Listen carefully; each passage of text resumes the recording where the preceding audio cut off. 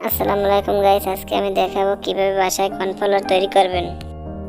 এর জন্য নিতে হবে ইচ্ছে মতো কয়েকটি আলু। আলুগুলোকে খোসা ছাড়িয়ে পরিষ্কার করে নিলাম। খোসা ছাড়ানো হয়ে গেলে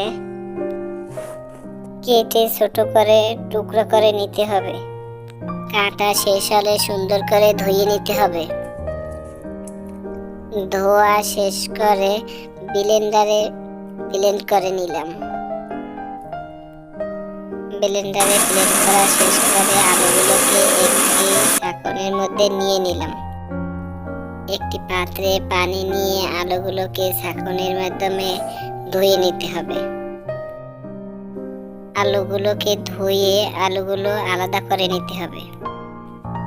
10 মিনিট পর পানিটুকু উপর থেকে ফেলে দিতে হবে।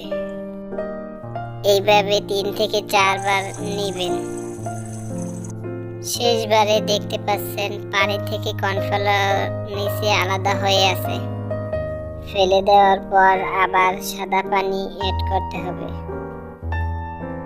ফিরে আসলাম আবার 20 মিনিট পর। 20 মিনিট পর এসে এভাবে আবার পানিটুকু ছেঁকে নিতে হবে। আবারও পানিটুকু ফেলে দিয়ে আস্তে আস্তে সময় নিয়ে পানিটুকু ফেলে দিতে হবে।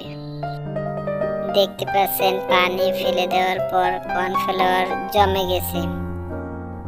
জমানো কর্নফ্লাওয়ার এভাবে রোদে শুকিয়ে নিতে হবে। শুকানো শেষ হলে ব্লেন্ডারে ব্লেন্ড করে নেবেন অথবা শিলপাটায় বেটে নিতে পারেন। আমি এভাবে চিপে বেটে নিয়েছি।